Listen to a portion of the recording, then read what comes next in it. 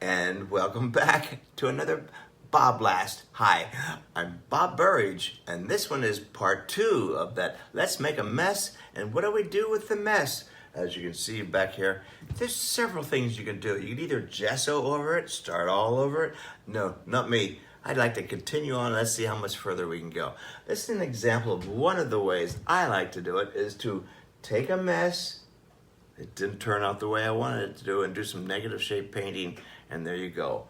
Get rid of the part that doesn't look like trees. So once I discovered that, I started doing a lot of messes on purpose, and started doing a whole bunch of trees with characters and you know, with different color combinations. These were all messes. It's pretty obvious, right? And somehow or another, your mind kind of gets wrapped around it. Now, these are just practice pieces. They're not finished. I may even continue on then and then turn them into landscapes. You know, this is asymmetrical. You have a whole lot over here, one little one over here, right? And look, it's all a mess. There's no detail. But see how your mind kind of connected it to? I love painting loose like this. Here are some more that will begin to become drip trees. Oh my gosh, you know, you put a lot of paint on the top, it comes down. I see the stems, I mean, and the branches, and the tree trunks. Oh, I can't wait to start painting, negative shape painting into these. So let me show you what I like to do with a mess. Don't freak out if you end up with a mess. It's like, yay, I have another opportunity. Let me show you some of the opportunities I like to do.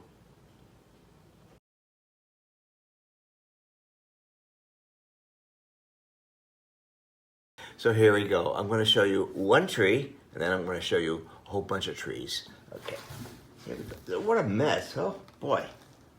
I know some of you are better messers than me, but there's a good mess. So there's a tree in here somewhere. This is called negative shape painting. This is where I love to kind of make it all up.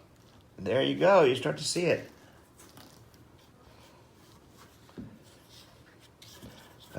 I like old trees, like old oak trees.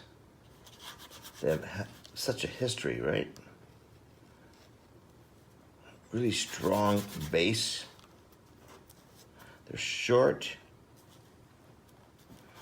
That's a good example of doing negative shape painting. A lot more water. Whoa, look at the personality of that tree already. Now you want to open it up a little bit, let the birds fly through. So what I'll do is splash it a little bit like that, like sky holes, right? So it looks like we're looking through, looking at the sky. You don't want to make them all look so obvious, so I'll come back and pat them a little bit. I also like to come back and wipe away. If I don't like the shape, I'll wipe away. It didn't work before. Let's try it again. See, now it has a little more personality. And now you can come back and augment it to even with more color. Make it even more dramatic. Whoa. You see? What a great start for a painting. I do paint all over the place one time. Let's give it some more drama over here. Let's get this tree really strong. Look at this. Doesn't always have to be that dark color. Wow, what personality. Whew. And there you go. So that's one way of doing reverse types of negative shape painting. Boy, I like how this turned out. Pretty dramatic, very cartoonish. I think that's what I liked about it. One more thing, though, I need to do. One more thing. More contrast. There you go. There you go. Oh, man. Cool hairstyle, huh? And wipe it back a little bit more. Whoa. Bring some of that color down into here. The whole thing starts to fall together. Boy, what a personality this tree has ended up with. Anyway, so you see the possibilities? Now I'm going to go into the next painting. It's another tree.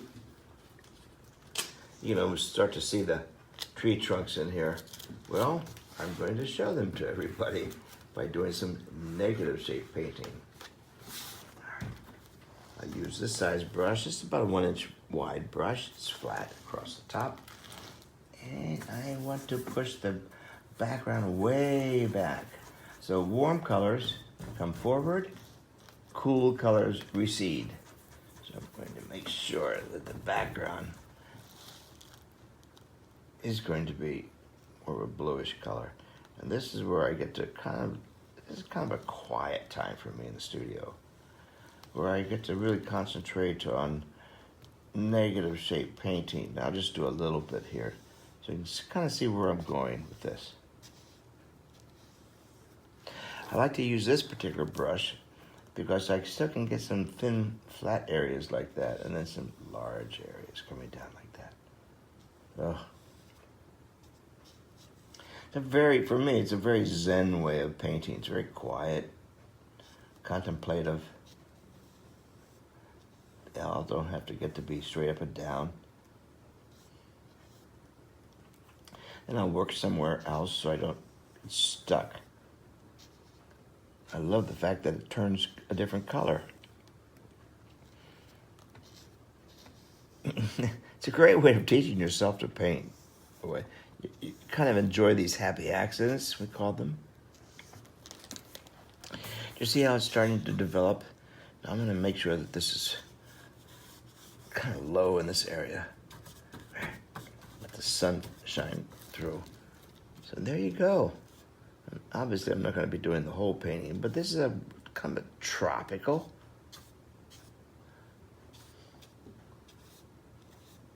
I'm doing my palm trees now. Which is really reverse painting. There you go, my tropicals. I paint places that I'd like to go to right now. Who wouldn't want to do that right now? So that's an example of doing some negative shape painting over a painting that just hasn't worked. So we have the kind of the tropical palm trees. We have the singular tree with a lot of personality to it. It's great. So don't freak out when you do a bad painting. I say, yay, I get to do something brand new. Hey, thanks for watching. I'll see you on the next BobBlast.